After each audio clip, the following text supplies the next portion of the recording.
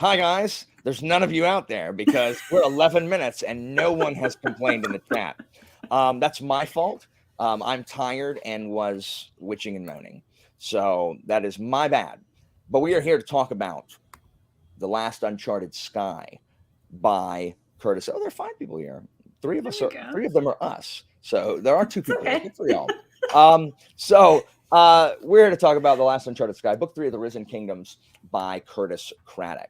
And joining me again, we have Anitha and Sarah. And interesting fact and fun surprise, my wife Christina is eating and then is going to join us as well, because she read it in like 4 days. She wasn't feeling well for like this past weekend, and so she spent a lot of time just laying on the couch or laying in bed, and she just read it, like she just tore through it.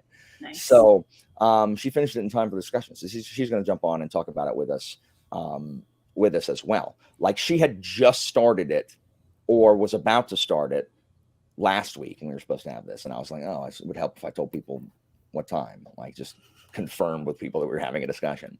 So anyway, Anitha, Sarah, how are you guys? Anitha, you can start. Tell us just in general how you felt about this particular book. So just so you know, everyone, there's gonna be spoilers for this book, and it's the third one. That's why no one's gonna watch this. But fans of the Risen Kingdoms, which are pretty vociferous, like fans of this series are pretty loud about it. Like I've met a couple people who really like this series, and I joined them. I thought this was a great series. I personally did not like book 3 as much, but I don't know how much of that is the fact that it was broken up by so much crap that I was doing in July. So I only got to read it in fits and spurts. So I wonder if I had read it straight through like Christina, if I would have liked it more. Thoughts, Anita? Uh, Same. I liked it little less than first two books. What I liked in those first two books, like characters, their friendships, I still liked. But my problem is with the plot. I think it took them long time to reach their destination, and the final conflict took way less time. I wanted the journey to be short and the final conflict to be, for more time. So I was a little bored by the end. I was like, by the end, when they reached that island, I was like, I don't care. I think And part of my problem was just like different expectations. I think all three of Yes. us thought that the book was going to be more about the island and less about the journey to the island. And if anyone Yes. is in the chat, this would be the time where they go, but Alan, journey before destination. No, not in this case, not journey before destination. I wish they had gotten there and then we could have seen more about it instead of journey for 98% of the book and destination for 2%. Sarah, your thought? Oh, sorry, Anita, I cut you off. Finish, please. it's okay. I just wanted to add, antagonists I did not care about at all. They were little tropey, and I don't see their purpose. I was like, whenever they are talking, I don't care. Let's come back to our protagonists. I mean, I still liked the way our protagonists challenged them, like solved that, hmm but I wasn't that invested in the plot. That's my main problem. I hear you. Sarah? Same. I feel basically the same way. There was a plot point at the beginning, which I guess we'll talk about after, that I really hate, like just in general. And I needed to Oh, know how much of the book it was going to we're take in up. full spoilers. Like this is Are spoiler. Like we? if anybody's Okay. here, yeah. All right. So the plot point of the main romantic lead, Bitterlich. Do we decide, or Bitterlick? How are we saying that? I say Bitterlich. Christina says Bitterlich because she's insistent it's German, and I'm like, I know, and I don't care. And you don't care. So Bitterlick's like the accusation of sexual assault that was false is a trope that I hate. I hate it. I hate it. Hate it. Hate it. So I did not like that was in there. And I don't have many tropes that will make me, or many like events that will make me stop reading something, but that is something that I detest enough that I was like, oh, do I even want to finish this? But it did become much less important as the plot went on. They needed it for plot reasons, or really they needed it for romantic tension, and I feel like there were other things that they could have done for romantic tension, so I was not a big fan of that choice. But thematically and atmospherically, I feel like this felt like a first book to a new series. Like it felt like it could have been the beginning of a new trilogy for these characters, because unlike the other books, we got a lot more of that exploration and like the sky exploration and things like it felt like it could have been the beginning of something new, and then we could have really expanded on it and explored it a little bit more and had that destination part be saved for, you know, a final book. It did not feel like the conclusion of a trilogy. Yeah. It felt like the beginning of something different than with a very rushed conclusion, like Anitha said, just not a super satisfying way to end the series. And it felt really different. I did like it, and I just like Anitha, I was still attached to the characters, the friendships. I really liked all that part, but it didn't feel for like the good like 80% of the book like a concluding novel. Yeah, and I agree, and the sexual assault thing, is dumb, but I mean, like, it's like it wasn't even a plot point. It was literally there to justify what happened to Bitterlich, or Bitterlich, so that then they could have romantic tension, which again I also think is retroactive, because I think that we had a POV inside Bitterlich's head in book 2, and he didn't think anything of that, and he was falling for Isabel, so I refuse to believe that he would not have been cognizant of that. I think it was made up in book 3. I don't think he had a plan. Maybe I'm wrong, but whatever. And I agree. Book 1 and 2 should have been a duology. And he could have done another duology or a four book series to where there was a book after it, because we didn't even see the City of Gears. Like, they talk about the City of Gears so much, and we didn't go to City.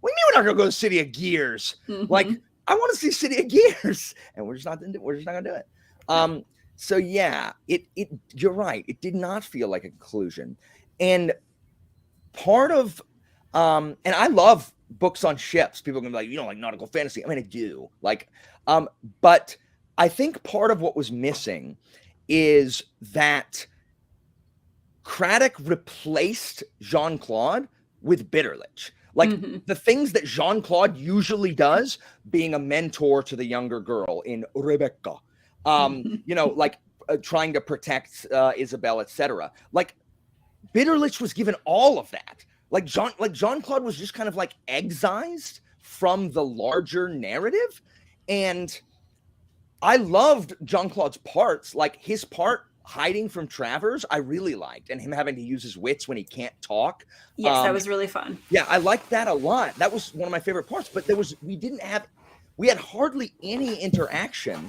with Jean-Claude and the rest of the characters. And it just didn't feel like a cohesive story. Like, it felt like two different things were happening, and the stuff that Jean-Claude was doing was not having really any impact on the rest of the story. And I know, like, eventually there is impact, but it felt so separate, so distinct. It felt separate, and the thing felt rushed. Like, the story just felt there was too much going on, and we had too many villains. Like, we had Senzo, or whatever his name is. How do you pronounce CZ? Whatever his name is, the priest, the quaestor, Sezenzos or whatever. You know what I'm talking about, Anitha? Yeah. The priest. You had him.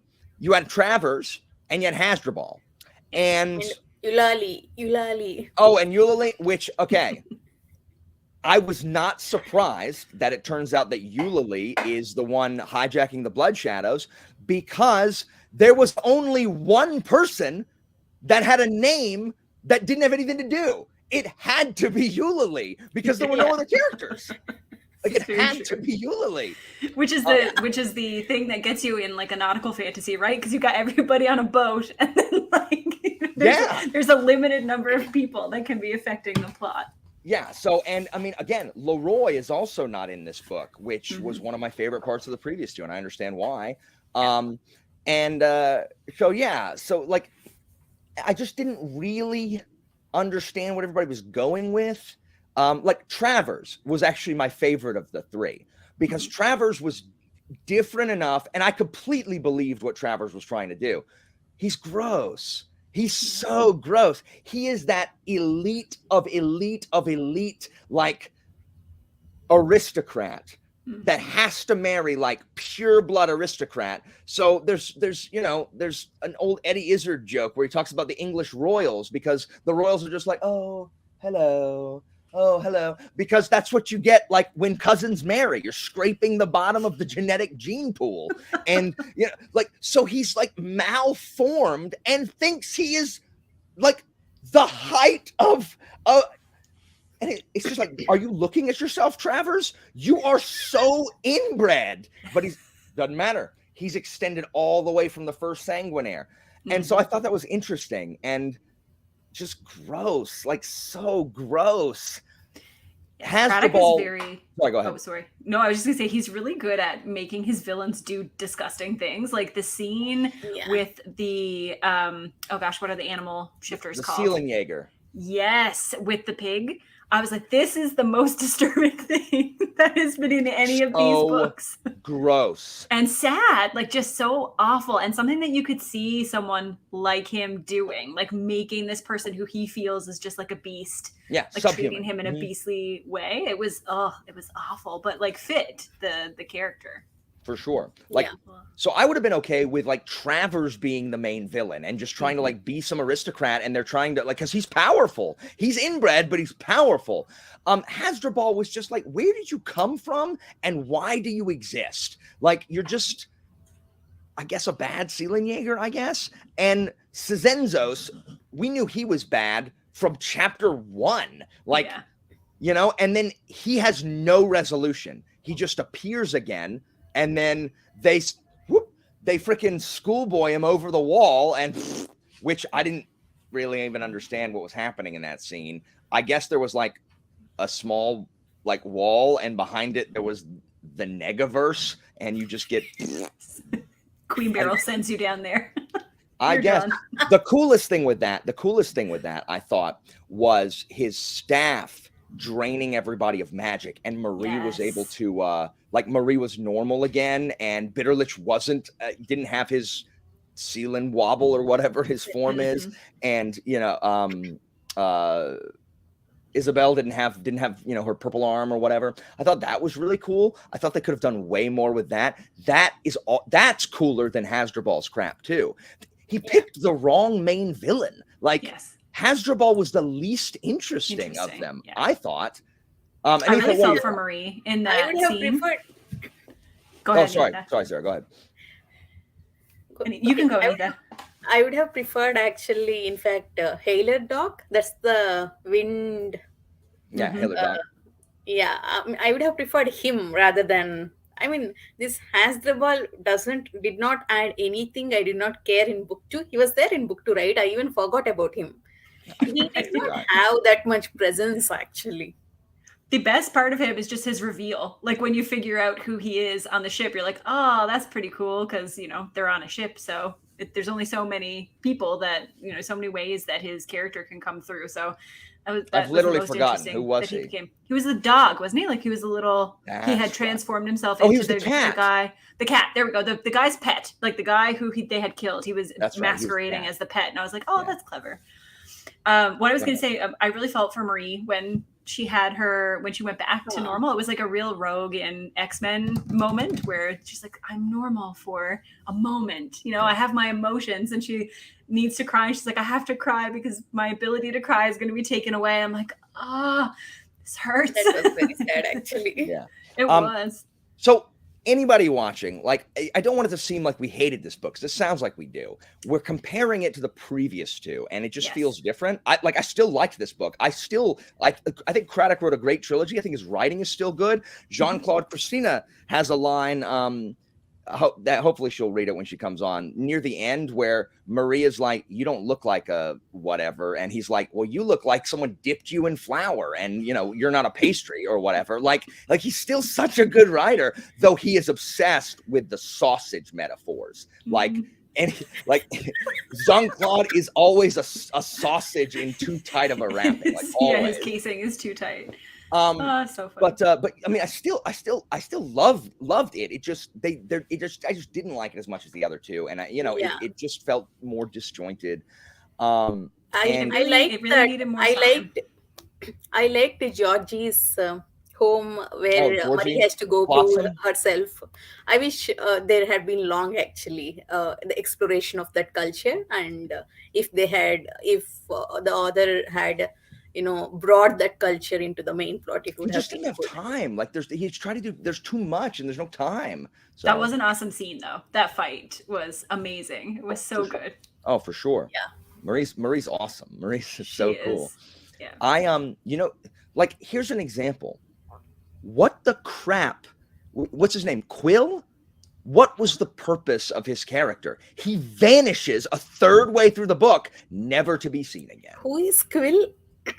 Quill is the one that we thought was the bad guy to start with. He's the priest who was lying about having the ring.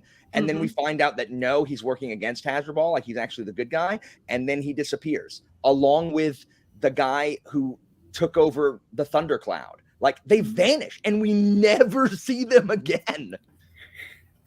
Do you know what I thought was going to happen in this book? What? I was convinced it was going to happen. So the scene where the ship is going down and Isabel is on the ship and Jean-Claude's watching it and he's like, oh no, she's dead. She's going down. I genuinely thought, I was like, holy crap, they're going to go below the miasma and we're going to see what's down there. And she's going to use her power to like live and there's going to be something, because they keep talking about it and how they like fish from it and things come out of it. And I'm like, oh man, this is what's going to happen. But it was cool. It was cool. Yeah, it would have been, but it was cool how she saved the ship and like what she did to bring it back up. It's like also a cool moment, but I was excited.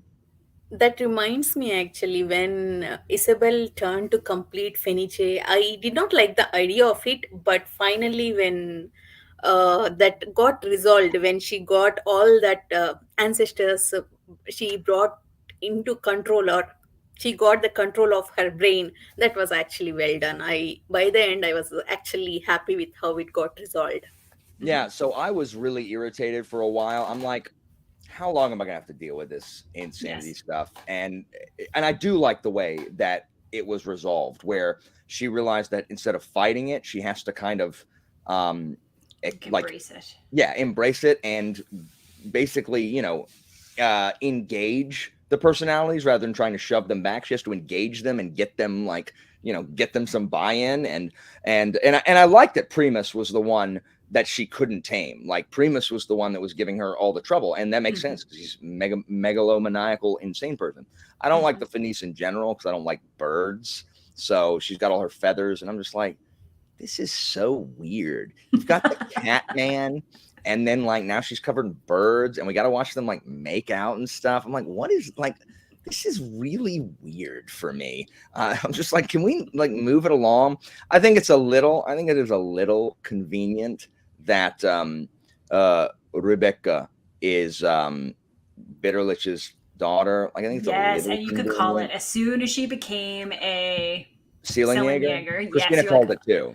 Right? I was like, oh, this is that woman's baby. Like, there's no way that it's not. Yeah. But I did like Rebecca. I liked that I liked her trying to, but again, I think that thread was dropped also. Like, I think they started doing something with it and you just didn't have time to flesh it out the way this needed to be 2 books. It did. That's really the thing. 2 books. Yeah.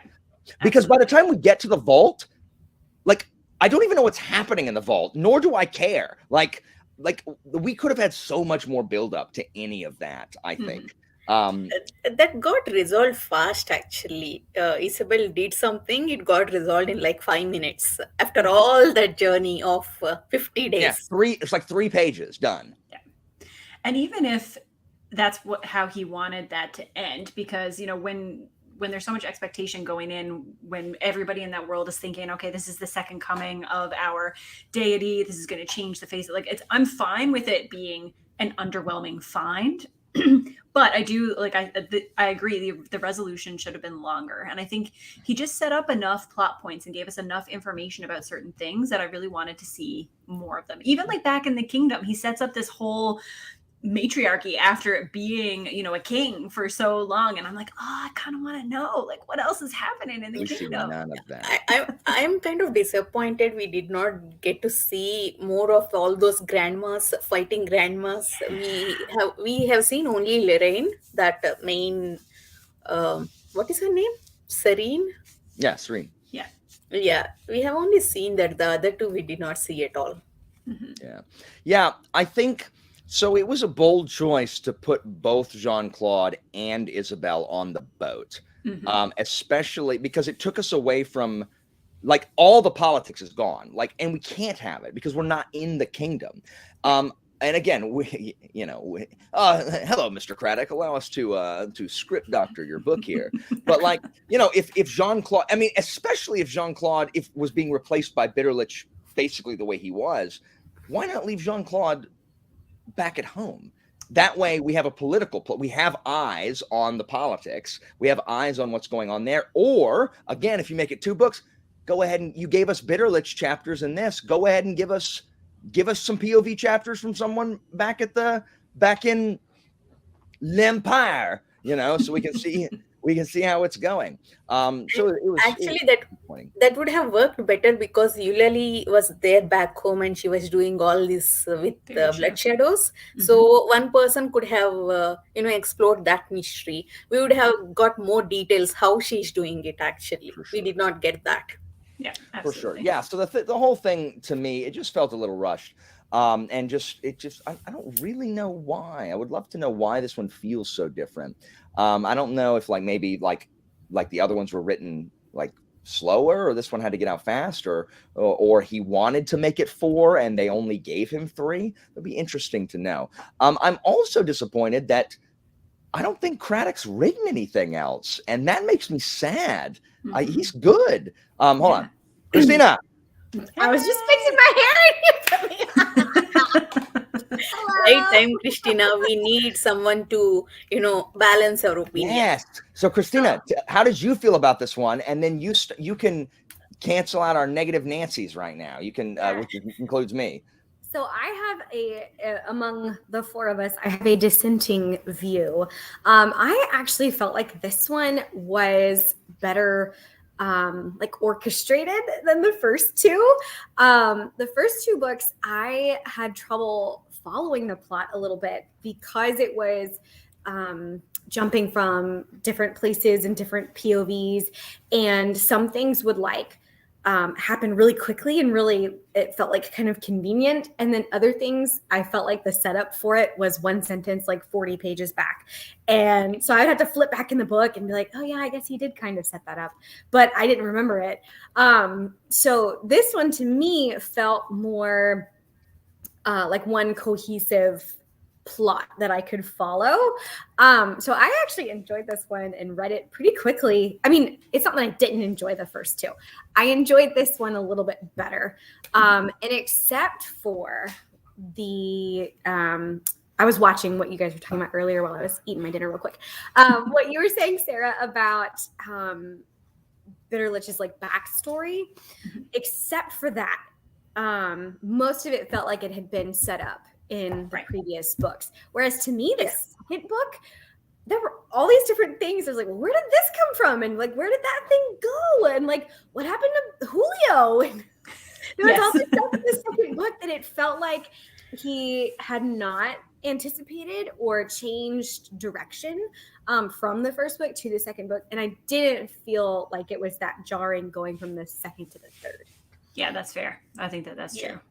Yeah, and I think if the political stuff is not your thing, like the foreshadowed with the sentence 40 pages back, like the political intrigue, like people doing this all over the place. I think if that's not your favorite type of thing, like it is for me, I do think this book is probably is easier to go from point A to point B, because there's not oh, well, did you catch the fact that he said this or whatever? So I do understand that. That's why I'm looking at some Goodreads reviews, and the people who rank this lower, this is my least favorite, but I think it's personal preference. I think most people who like this book less wanted it to just be a different book than it was, or expected it to be a different book than it was. And Christine, I don't think you went into it with any expectations. No, not really. Yeah. I did not expect to learn much about the new, what is it, Kraton? I don't know. Yeah. Oh my gosh, Matt. That's what we need to do. We need to introduce the series into the furry community. Guys, a bird and a cat. They will boost it, and then Craddock can write more. I did have a hard time with that too. Christina kept saying, "Why is Bitterlich attractive? He looks like a cat." Yes, all the sentences where she was like, "You purred, blah blah blah blah," and I was So like, weird. "Ugh." Like that At is least, not at least he's a cat though, and it's not these SJM books where they say they purr, but they're not cats. they're not. They're Like at least fairies. it makes sense that he purrs. Like, honey, just don't purr at me, please. Why would I do that? That's so weird.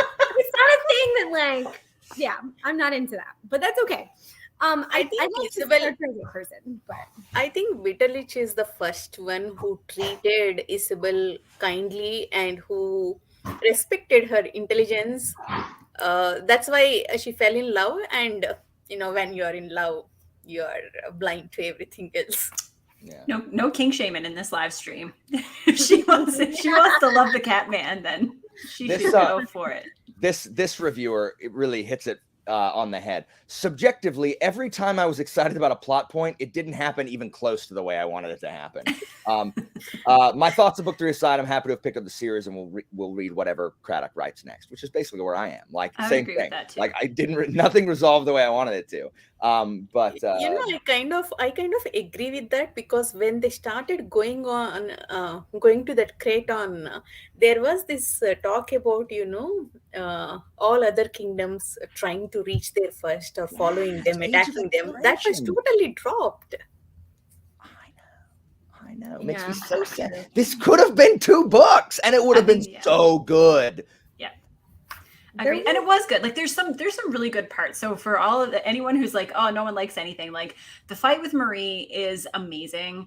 The relationship between Jean-Claude and Isabel is still really good. There's a lot of that like circular continuity that you get that's really satisfying, where you see like Jean-Claude has mentored Isabel and been a father figure for her, and then we get the same thing with Bitterlich, and Isabel's going to be able to fill in as well for Rebecca. Like there's a lot of good stuff that happens, and the relationships are still good, and there's lots of interesting reveals, and so there are lots of good things. It's just I agree. It could have And really there is been no 2 books. drama. There is no drama between the characters, like Jean-Claude, Isabel, Jean-Claude, Yes. Marie, Isabel, Marie. Everyone love each other and respect individual bonds. There was no unnecessary drama between them. No, the only unnecessary drama was the Bitterlich like romance drama. Yeah. This is The fact his that like he's gelded. I'm like, yes, his impotence was a major plot point. so this book only has 408 ratings. Wow. Like, what has happened? Why is this book not read more? This whole series. Freaking And the really, second like- book only has 675. Why are people not reading this series? People are dumb. They'd rather read something that's trash than This is something that's good. That's right. No one's watching this stream. You heard me. This is how call we you inspire dumb. people to read. I called you dumb on stream. Guess what? You can't. You don't see it. No one's watching. So No one's watching. Oh dear. But it is good. It is. And he's funny. He like some of his lines are really funny. Christina, what's the flower one? oh, I'd have to go find it. I don't remember. But I was gonna say another thing I really liked about the book. I liked how we got to see a little bit more inside the mind of some of the magic, the like understanding how the Finis, like how that works in your brain. I like that he had this metaphor for how she interacted with them, and the same thing with the Seelan Global or whatever, where you got to see it, like how that actually works, I guess. part was And cool. even the initial transformation, I thought it was really cool getting to see that. Yes, it was a little bit like, then, oh, is she his daughter? The long lost kid of the one tryst. But anyway, I thought it was cool though. I did really enjoy. I was very curious about all of the different like magic bloodlines, and so getting to understand a little bit more of those was cool. And like you said with I don't remember who said it, but Isabel's Letinchel, or however you call it, she had some really cool moments with that too that I really enjoyed. Yeah, She I did. thought like Sarah was saying, like, it would have been cool if they explored under the miasma, but I did think it was a perfectly reasonable solution to the ship going down, because whoever torched it or tanked it didn't realize what her power was, or else they would have done it differently. They didn't realize that she could go into the metal and fix it that way. So I thought that was a really good, I mean, that was very well thought out believable solution to their like it wasn't Deus Ex Machina. Like we know Isabel can do that, but the bad guys don't. So I thought that was cool. One thing that's good about this series as a whole is the way that he explores mental health stuff in like over the series is so interesting and so different, because I think that's popping up in fantasy more. Like there's more characters who are depressed, or more characters who deal with PTSD, or like some of those, the things that you would expect from like a fantasy world, the things you'd expect it to do to a person. But he explores it in really different ways. So I think that that's really cool for anybody who's interested in mental health stuff. This is really different from other mental health representation. It doesn't make it like any worse or better, but there's just things that he talks about that don't otherwise get talked about. That's an excellent point. That's a good point. Yeah. And did you guys guess Leroy knows about breeding program? That's in this book, right? Oh, Yes, I didn't love that. I didn't either. Mm-hmm. I was like so Now, surprised. I'm not surprised because they do kind of hand wave it to that. Of course, Leroy would have a bunch of plans in place. Like it's not like he tried to like shoehorn that. He just was like, well, let's wind this up and see where it goes. And that's okay. Like I was gonna be pissed if he like, oh, he was the real mastermind, not Cantovar. First of all, don't take that from Cantovar. Like, don't take that from him. I love that insane little Clockwork Man. I'm so sad he didn't come back. I wanted Cantovar to bust out of the vault and be like, ha ha ha, I'm here, or whatever. Just I a love head in a jar. Cantovar. It's way better than Hasdrubal. Like, really? Like, we've come from Cantovar to you? Like, get out of here. Or freaking inbred Travers coming in with his freaking crutches, but like, I am superior. No, like, no, your family tree has one branch, like one. It doesn't fork at all, Travers. So how could people have thought like that? Like, people have thought like that throughout history. These like hardcore aristocrats. Yeah. How could people have thought that way? Like, I'm gonna so gross. Travers freaks me out. He creeps me out. Yeah, he was very, very creepy. And another question, gross. actually, I think this was to add to your point, Alan, that it wasn't a. I mean, he did not plan the third book in the beginning of the first book, because this concept of a door to the, what is that, savior will come out of the door on that island. Why didn't Cantilver know about this? What's with all the breeding program if this savior, if there was a prophecy that savior will come out of this door?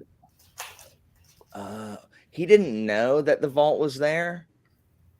I think only Primus knew, and so we know Primus knows because of him being in the Finis brain. That's what I'm gonna say. So I think that's why. Don't pull on the thread too much, Anitha. Like, don't pull on the thread too much. The stuff with the king felt very great coatsy. Like it was the same kind of, I see this man in a way, and now when we actually peel back the layers of what he is like and the things that he was in control of and what he was willing to let happen, I was like, oh, this feels very, very great coatsy. Sal, I agree that this feels because you finished it. What were your thoughts, Sal, like of the third book comparatively? I agree because I was on BookTube when the second one came out, because someone, I should have listened to them, told me that I should read this series. Like in the first year I was on BookTube, someone told me that, and I should have listened. But the second one came out like since I've been on BookTube, and so the third one came out in Felix. Hold on. The third one came out. When did the third one come out? I'm trying to find it. Scroll to the top.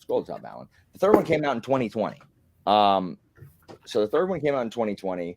The hardcover came out in 2020. So I guess 2021. It says copyright 2020. Yeah. So this also seems like it is. So I don't know how long he wrote the first book, but it was 2 years until the next book. And it was only 1 year from the second book to the third book. So maybe that has something to do with it. I don't know. I gotcha.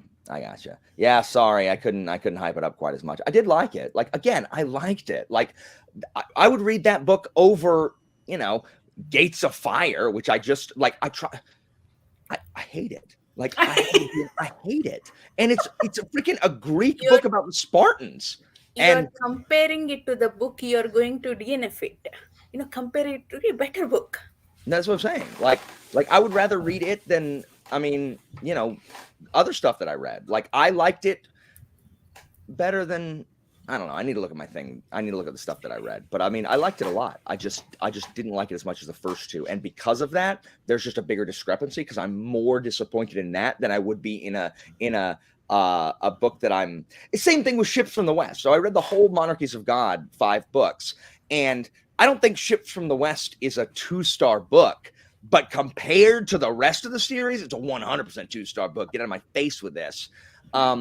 So yeah, so it just I think feels like, yes, I was just looking at your review, Nikki, and the fact that you DNF'd it at 35%. Nikki said that all of the plot threads she cared about were resolved in the first 2 books, so she DNF'd it. That's fair. I think as a trilogy overall, it's definitely one of my favorite series. It I would still has like my 100% favorite recommend it. characters. Yeah. I mean, it's okay. Even if I don't like this final book as much as the first 2, definitely I would recommend this to everyone. That's actually, I was going to ask you guys. Would you guys be willing to send me, and it doesn't have to be soon, like at your leisure, send me a video clip of you guys talking about why people should read this book? Because I'm going to make a why, or not this book, this series. I'm going to make a why people should read this series book, because more people need to be reading this series. Like, it's ridiculous. Like, it is ridiculous, the kind of garbage that has such like freaking traction. And then stuff that's really good and unique. Like, there's a lot of stuff that's really different about this series than a lot of the other standard fantasy that's out. And it just doesn't have any kind of, it has no hype at all. And I've seen, Leslie talked about the first 2 when she read them. Megan on Megan's Reading Revelations talked about the whole series. That's the first person or the second person I saw really hype it up. I'm going to try to give this thing some hype and just push it. So if y'all are willing to do that, just send me whenever. Like, it ain't gonna be done soon, but just get it out, and then I'll put mine also to be like, hey, this is why y'all should be reading this freaking series. Like, it is worth reading. Actually, No, I don't know what Leanna thinks. I know she finished it, but hasn't rated it, so I have no idea. I told her she's probably not gonna like it because I like it. Therefore, there's something about it Leanna's gonna think is terrible. Did she read the first one, or did she read all of them? She's read the first one. The first one. So I mean, I anticipate nothing. Like, I expect that she will give it 3 stars maximum, because the problem is that it's fun. Like, it's a fun book, and it's does some different stuff. So since it's fun and I like it, she must hate it. if she had completed the entire book, there is a chance that she would like the characters, Isabel and John Claude. But We like Isabel and John Claude, and because we like it, we think that other people will, and other people will. But no, like, Leanna will hate them. Leanna will hate them. Christina, what about you? Did you like Isabel and John Claude as much as Alan? I did. I did. I really like them. I don't think I've ever read any, like, Alan's really into the swashbuckling stuff. I don't think I've read anything like with the kind of like musketeer character. So that was kind of new for me. And I enjoyed it. I did. Anitha needs to read Greatcoats. Yeah. Yes. Oh my, that's on my series to start last year and this year, and I did not start it. When you start, I might read along with you. Me too. I've got to Reread time. Seriously, we are going. We should discuss that. We should discuss them too, because we should. that Sarah, series also. let's reread and then talk with Anitha as they come. Yeah. For sure. Yeah. Yes, that is a good good point there. A mix of Lady Trent and Justice of Kings. Yeah, because it does have a lot of Justice of Kings stuff. The King's Musketeer, the King's voice, whatever. Actually, you should listen to a Lady Trent audiobook, Alan.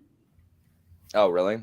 Use it as like a school audiobook. They're really short audiobooks, and they're so unappealing to me because it is the kind of book that like most people would find boring, which I feel like should be appealing to you. I know. Is it because it has lady in the title? Yeah, because I hate women. You're right. I'm on the stream with. I asked 3 females to join me on this discussion. That's how you know when they call you a female. That's how you Yeah. know. It's only so that I can is- express my absolute dominance This over is you your guys. strategy actually, because everyone is saying you hate women, so this is your strategy, like PR. So you having 3 of us, your PR to fix the problem. Look, this is just showing how my patriarchy is superior to whatever is going on here. Like, no, it's not. Get out of here. Sorry, I'm mansplaining. I apologize. So, hold on. That quote, by the way. What? I found that quote.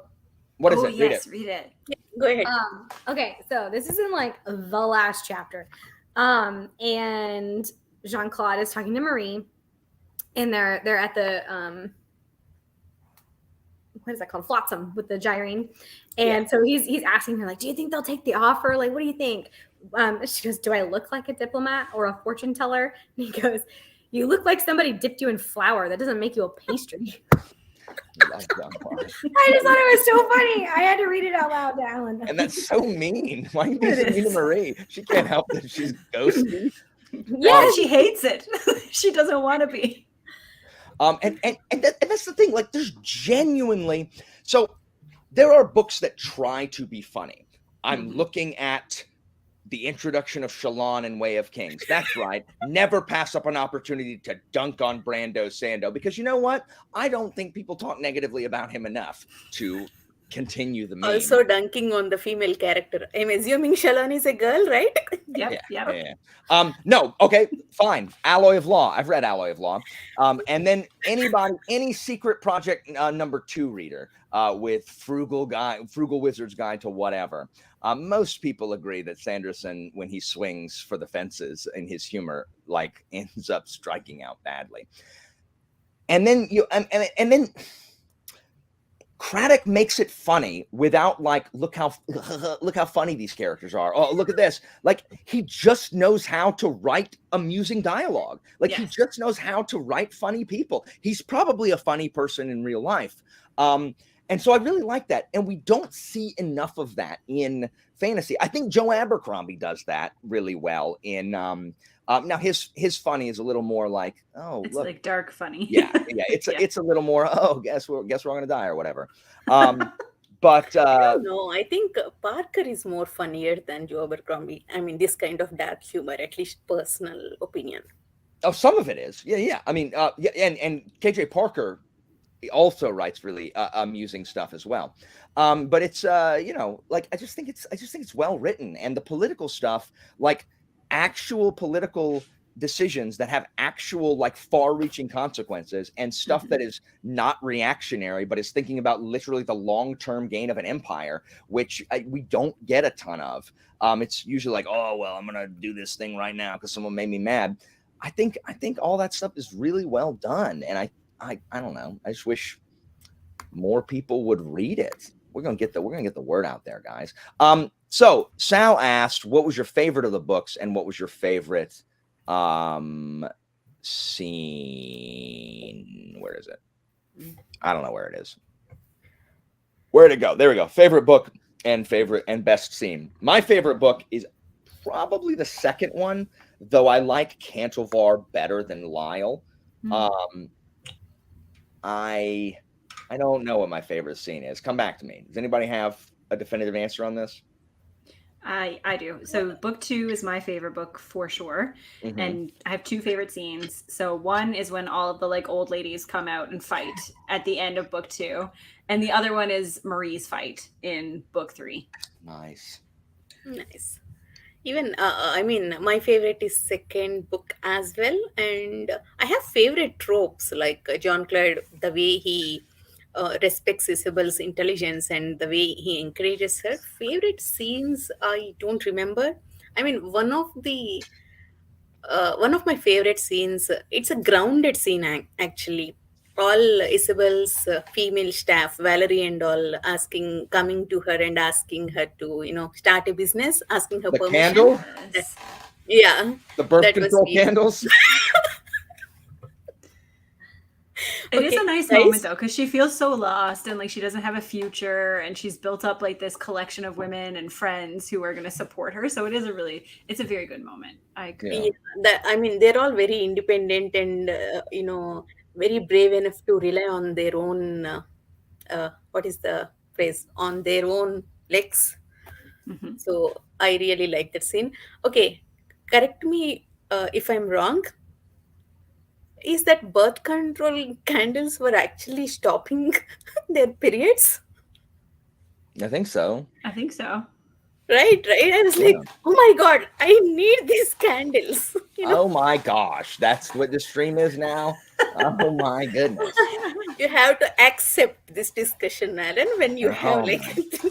Alan Oh had to send me a Voxer for medical advice. He was like, Sarah, I don't understand how this could have happened to Bitterlick, and then it can be fixed. Like what was happening? yeah. Yes, I had to ask her. Like I'm just like, could like it actually like be fixed here? Like, could this thing actually like? I was very interested in the medicine on how the gelding happened. Of what was For happening. Bitterlick. I had this question as well, but I did not know how to phrase that in Discord so that everyone will read it. My best guess is that something was done because obviously blood flow is a key element to that action. So I had assumed that either the vessels themselves had been like broken down or like clotted so that blood could not make its way through. And so That's right. because that's what she does to Jean-Claude's hip in the book previous, right? Like at the end of book 2 when she helps Yeah. fix the hip injury, she like unclots the clotted blood and allows it to like flow through. And I was like, it's okay. kind of nerve damage, not organ damage. It could be either or, yeah. So I guess if it was nerve damage or if it's a blood flow issue. Christina, what about you? Well, your favorite was this third one. What was Yeah, your my favorite scene? book was the third book for sure. Favorite scene is hard. I'm not sure. I mean, I liked getting to see the different characters shine. So all their moments were like Marie's fight, for example, or I thought it was really cool getting to see Isabel save the ship, like heal the ship, because she didn't know that she could do something like that big. And the fact that it was in the middle of, she was already like having a hard time mentally. And I don't know, maybe a really cool scene actually was Marie having to intervene and be like, hey, I don't think you're fit to lead right now. That was a hard scene. That's good. But it was like, that's a good friend right there. And it made me think of my best friend Claire, who is like not afraid to be honest with you. And you need people like that in your life. You do. Definitely. So, to me that was like, it was a hard moment, but it was a good scene too. It was a good friendship moment. Them and Yeah, for sure. Also, all Marie fight scenes are good. Even in the second book, when she fought with everyone, she was like, blood shallows can't hurt me. So she saved Serene. That was also very cool. Yeah. Marie's So amazing. I think my favorite is the second one. I do like Cantilvar. He was my favorite of the villains. Just thought he was interesting. And I don't like the Fenice. That's the real problem. Is I don't like the Fenice. Like I think and I know y'all say the Fenice because they're Italian and they are, but I don't care. I don't like the Fenice. Oh, really quickly. What a waste. We didn't get to see more of the third eye power. The dudes who can see the multiple scenarios, and they have the Ivan third eye or whatever. Ivar, what a cool power. And I also don't. Here's my question with that. How did he not know where the shard was? Because if he can see different futures, surely one of them has Jean-Claude handing over the shard, right? So how did he not know? That was my whole thing. I'm like, there's got to be one future where he can see, and that would have been cool. Like the guy foiling Jean-Claude's plan with just because he can see in one. He's like, what the crap? I guess there's no future in which case Jean-Claude would actually hand that over. Anyway, I thought that was a really cool magic thing that we didn't get to see much of. Interestingly, I mean, I agree with you. Alan Fenice was the idea of so many people in my head creeps me out. I Mhm. wasn't comfortable reading it, but that was the magic system that was well fleshed out actually in the third book. Which one? All Fenice. Oh, the Fenice. I hate the Fenice. Because we see it so Yeah, much from Isabel. The problem is they're yeah. birds, and I don't care. Birds are creepy. And all these magic systems, there are seven, or I Yeah. forgot actually. All are cool actually, but most of them are only defined. They are not fully realized. We did not get much details. We got only about Fenice. Was I it want you to Sal who think. said that he thought that this was going to be a longer series and then it didn't Yeah, get yeah, approved? Sal said she I thought feel it like it was must good. like that must be there must be some truth to that. Like I it feels like. look. I want y'all to imagine that you're a Fenice, and passes down in your whatever. You now have knowledge. You have the knowledge of having impregnated your mom. So I want you to go ahead and now picture that, ladies and gentlemen. And now I just got demonetized, and YouTube's like, "Oh, that's inappropriate." I didn't write it. Like, seriously, isn't that weird? You didn't write Okay. it, but that didn't pop into my head. Yeah, as soon as thank I you. read it. Thank you. Isabel has memory of Vincenzo, or whatever the crap his name is. That Mm. was Lorenzo. Lorenzo. Lorenzo. She has a memory of Lorenzo and her mom. It's Did both. you notice though that he was not mentioned much as far as like being in her mind? I don't remember him in this book. I know. Yeah. But they did. Maybe they mentioned it in the last one, but they did mention it. That's They how. did mention it. They mentioned in the last one That's right. because she was talking with in the second book she was talking with Brunella, and Brunella made a comment about like her mom being really beautiful or something, and Isabel was like, "Oh yeah, I guess you have the memories of my dad," and so then it's like, "Oh, that's weird." See? Ooh. See? Anyway, I didn't get to tell them what my favorite scene was. I don't. It's hard to think of any. Like, but I really like the conclusion of book 2, where Jean-Claude and Marie are like when they're trying to get up to there. First of all, and Jean-Claude's friend that he got to do a favor in, like his Navy friend. And he got him to like do him a favor and bring some Navy ships to basically save them. And then he dies in the process. I don't know why. Like, that hit me hard. It's like, Mhm. Jean-Claude is just like, well, crap. Like, he got his friend to do him a favor he shouldn't have done, and he dies for the honor. And then Jean-Claude's like, I'm going to build him a statue with a big old hat. Put a big old hat on the statue. I love that.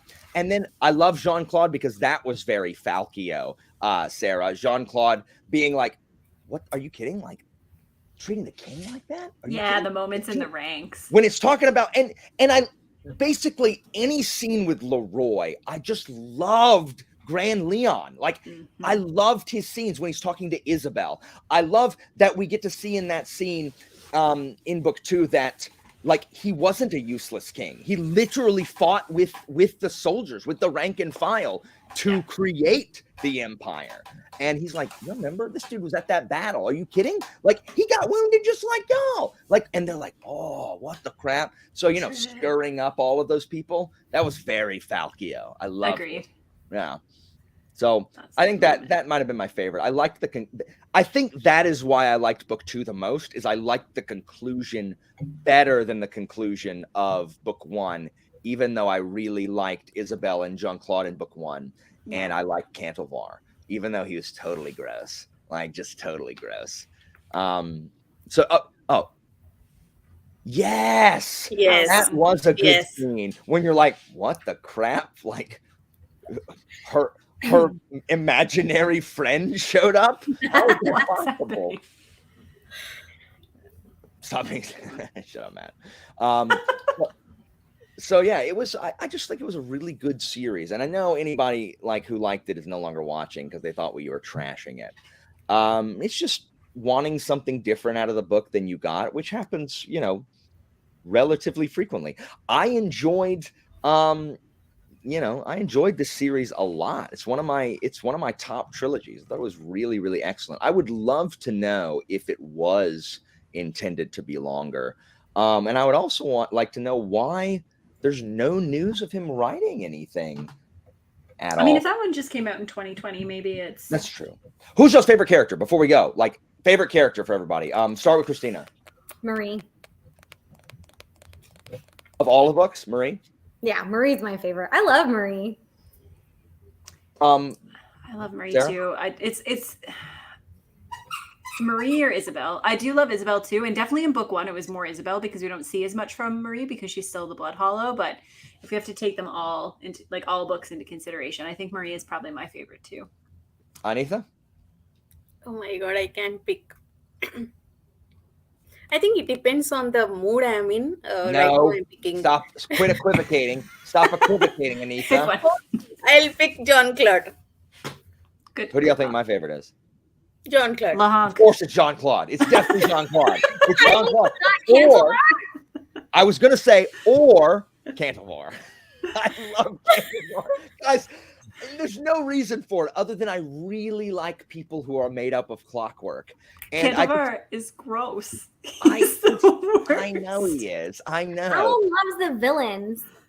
I do. And the problem Yeah, is Lyle. he loves Talrik. He loves Balasar. Oh my god, they're all. I mean, Okay. he's from LPQ So and the he's problem from. is that Lyle. Oh, good point, Sal. Do I See? like Grand Leon? Leroy. Is Grand Leon my favorite? That's what I said, LaHonk. You know what? Behind Cantilever, Sal, actually, Alan loves the creepiest person. The problem is Lyle is too much of a dude bro. Like, he's a crap villain because he's a dude bro. And Brunella doesn't count. She's a bird, and I don't care that she's super funny. I am so irrationally like racist against these bird people. Like, I don't like them. Like, I have no problem with the Seelenjägers as long as your main form isn't a bird. Don't make a bird your first kill. Yeah, seriously. I'm gonna say Jean-Claude. But a close second is Grand Leon. A close second is Grand Leon. And I like Cantivar, but I don't like him better than like Marie or Isabel. But he is my favorite of the villains. Cantivar is my favorite of the villains. And it's sad that my favorite of the villains of the third one is weird inbred Travers. Why do I like these weird, gross people? That's very strange. Do you want to see the creepiest bird ever? I No. mean, Yeah. no, but you Yeah, might I'm as gonna well show you. I'm gonna show you. It's called a I don't shoebill. want to, It's a but for kind of Alan's, stork. yes. I've You seen have a to do shoebill. it. Look how creepy this is. Look at this guy. Look at his eyes. It's Oh, I from love backside. Is it front side? It's No, just that's ugly. his. Shoe That's his bill? face. He's like looking down. Like, Idiot. I know it's kind of hard to see from my Here, phone, but people in the chat, who's y'all's favorite? Who's y'all's favorite character? oh my god, Alan, the Cassandra Clare series. I ain't reading that. Clockwork's even in the name. Okay, I bet it doesn't have a dang thing to do with that. I bet it's just like there's just some gears somewhere. Dumb. Get out of here. The bird Cassie Clare's people. mean. She's mean. She was mean to my friend on fanfiction.net back in the early aughts. I have a Who your friend? fanfiction.net account. Who was your I friend? also fanfiction.net. They wrote Harry Potter. She was like the queen of Harry Potter fanfic, and so she was really mean to people because she thought she was like awesome, and her name was Cassie Clare, but now she's gone I don't know, fancy, so she's Cassandra Clare. It's like, no, you write trashy books. That's what you are. Get out of my face, you mean person. She's got an Never ending fantasy story. coming That's out. not in this. Oh yeah, the Birdman from that. Who's y'all's favorite? Mm. Come on, people in the chat. There's 17 of you. Favorite character. Favorite character. Can you guys hear the dogs? Yeah. Yes. That's a dog. Okay, I'm so sorry. They're playing, but they're being kind of Okay, so Curtis Craddock has written a blog post in March of this year, but that, thinking.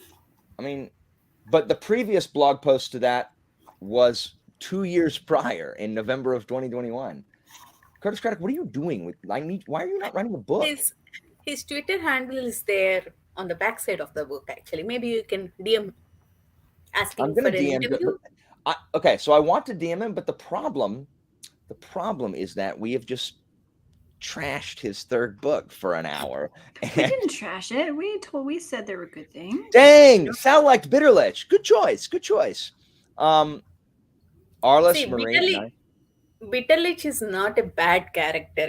When I look at him as an individual character, I liked him. Only think in the last book, the drama got a bit more than I could handle. Actually, otherwise, as a character, I didn't mind him.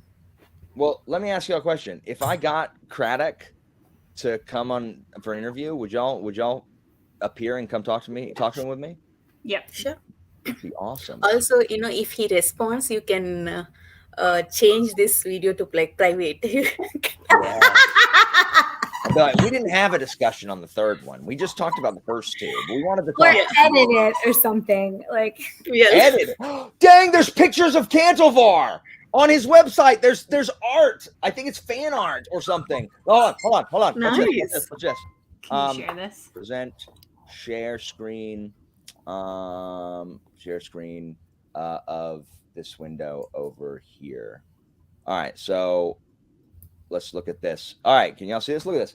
So I think this is Isabel and the ships. I don't know how to zoom in on this, but I think this is Isabel and like, look, the freaking ships even have, oops, that isn't making the picture bigger at all. The ships even have the freaking a European cross thing on them here. Y'all can't see that. And then look, Hey, Candelabra. look, Nice. you see his head in the jar. It's upside That's what I was down. gonna That's so say. weird. Oh my god! I thought that's supposed to be covered in his robe. Actually, I mean, yeah, it is, but this is him when it's not At on. the I end. also thought he was fatter. In my head canon, he's fatter. I'm mad that he's not fat in this. I like his staff. I don't know what that is. That's Rebecca. Yeah. Or Who is it? Who is the previous in black? what previous? This one? No. What is Yeah. that? I don't know what that is. That looks like a cat attacking somebody. I don't know what that cat is, but there it is. Right. This is. Oh, that's cool. That is cool. I don't know what this is. That's that place they go to in the second book. That's on like, I think I don't know. Oh, we've seen this. I've seen this. What the flick? All right. Well, there you go. So anyway, you saw Cantovar. Nice. And really, that's all anybody needs to see is freaking Cantovar. I'm very disappointed that we don't have an announcement for another book. And I was hoping that on his blog I'd be able to find it, but I do not in fact see it, and that's it's That's a disappointing. sadness. I'm gonna email him and be like, dude, you got to publish a book because you got these. Oh, Christina, what's the next series you're reading with us? That's true. You should oh, read- I don't know. read I'm not the sure. Engineer trilogy. It's Have I'm you not started sure. that one? What's that one No, for? that one starts in October. October. That's the KJ next Parker. one. That's the KJ Parker one. Yeah, it's the KJ Parker one. It'll I'm be just a kidding. surprise. Let's just Christina, say that. there's a 0% chance you would enjoy the Engineer trilogy. Yeah, There's no way. even I don't. You would hate it. Like I'm never gonna have you read KJ Parker because you would not like anything about it. It is way I probably too, wouldn't. like, It doesn't dour. sound like it's for me. But that's okay. That doesn't mean it's not good. Just maybe It not. is. Great coats though, Anitha. Hmm. When Sarah, well, we're gonna read. Oh, me and Sarah, we're When gonna can read you do it? Like tentative? whenever you say, you just go ahead. I think. What are you reading now, Christina? I don't know. I haven't figured out what I'm reading next yet. Word. No, it's not the Siege one. That's 16 Ways. This is one of his earlier trilogies, Nikki. It starts with Devices Devices and Desires. Devices. Yeah, Devices Yeah, and that's Desires. the first book. Christy. Oh, dang. Author interviews. Yeah, I'm gonna track down. I'm gonna track. Nice. Sal has the booktube Fictional mid-year crush. freakout tag. She's gonna say Bitterlich as her fictional crush. I did like Bitterlich's character, or Bitterlich or whatever. I couldn't get behind him in the second book because the whole time I was like expecting the Julio Isabel thing to resolve. Mhm. And then I also was like, this is too convenient. Like, he's so helpful. It's like, what is his ulterior motive? I was just like waiting for the other shoe to drop and to find out that he was actually like a bad guy or something. And so in the second book, I couldn't get behind him. But If- I did like that their relationship grew from like a mutual, like an admiration for one another and a deep like interest, a curiosity about the other I person. thought the romance was well done, except for the manufactured gelding conflict. Otherwise, I thought it was well done. I Agreed. preferred Bitterlich because Julio, though I liked him, it looked like his first priority was his kingdom or well-being of that, not Isabel. He would ask Isabel to compromise for the good of his kingdom. But Bitterlich, there is high chance that Isabel was his priority. That's why I preferred him. Yeah. That's fair. So Matt, I would definitely do a monthly Christina pick if I read enough. I just don't read enough to do that. But I should do like a quarterly one. I should do a quarterly pick with Christina, Alan, or something we can you read. don't have to join in Christina picks. That's true. They could be for everybody else. Oh, so rude. I mean, that's I true. will say That's though, true. I picked Sinless Sins when you read that one. That's true. I picked that out of his stack. The problem is most books that I read, Christina wouldn't enjoy. I handed her this one because I thought she would, and she did. She would like Good. it. But most of the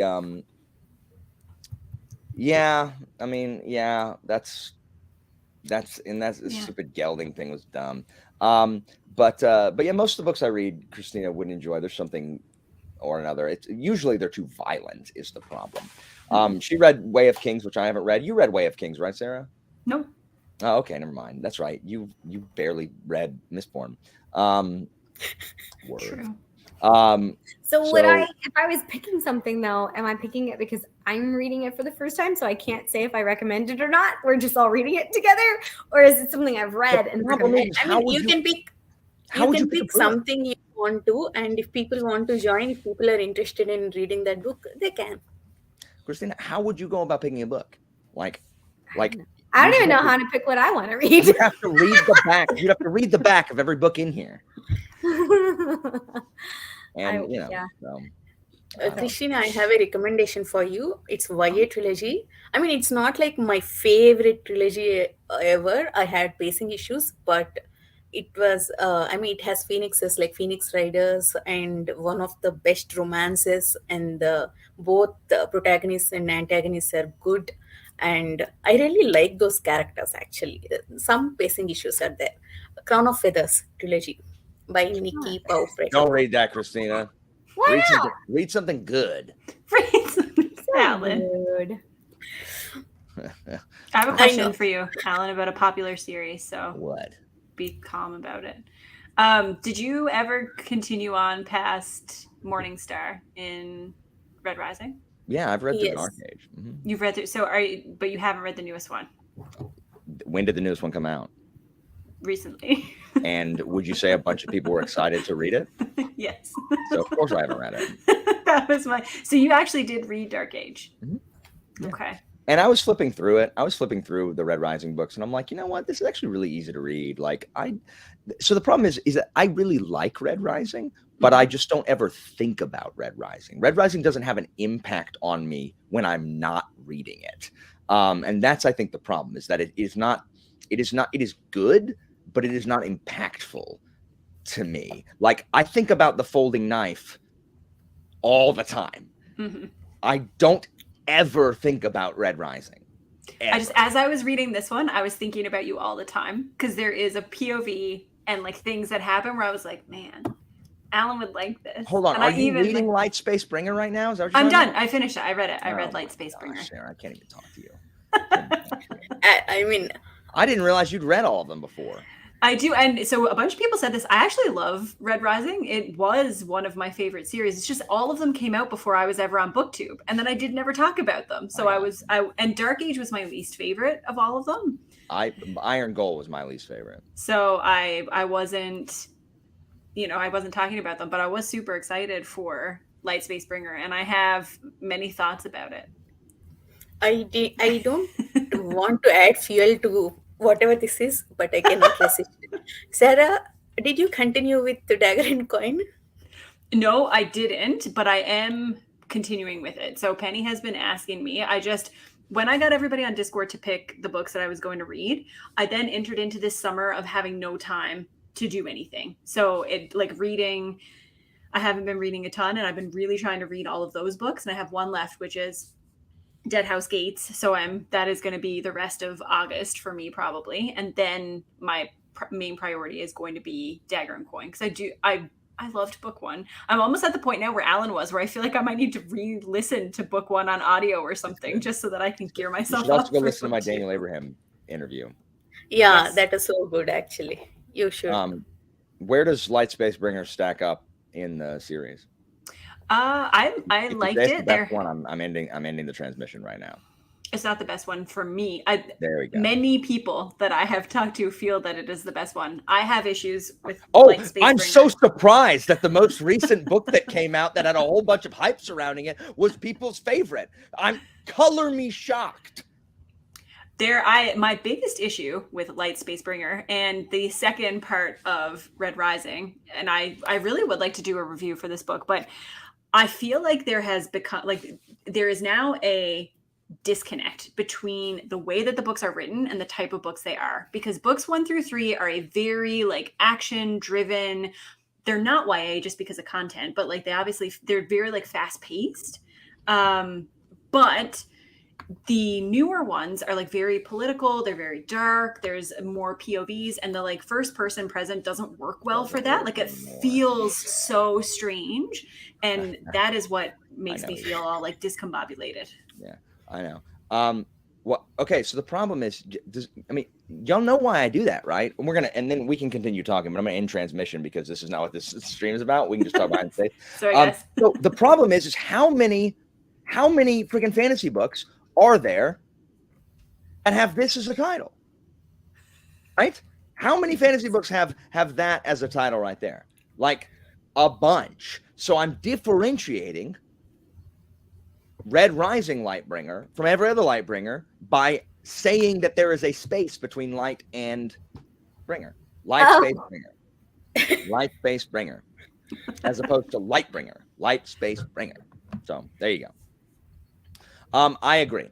I agree. I don't like the yeah. It is what it is. I agree with you, Sarah, as far as that is concerned. So thank you. I'm correct. So so it still does that. It's still not it's still not better than the okay, first of all, I'm looking at Goodreads and I see 6 on the first page. Anyway, I'll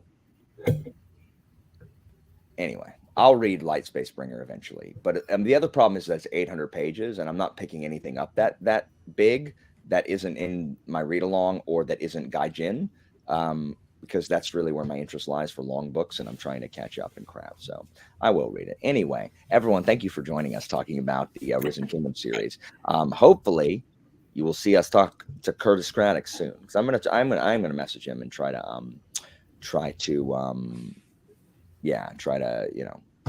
talk to him about like, hey, what's going on? Why aren't you writing another book, my dude? Yeah, and we're just gonna casually not mention that we don't like the third one and just talk about the first and second book a lot. And it'll be like, did y'all read the third one? And be like, oh yeah, I mean we did. Or I'll throw y'all under the bus and be I'll be like, hang on a second, let me get my wife, and Christina can be like, oh, she read it. Anyway, thank you guys so much for joining us. Thank you to everyone that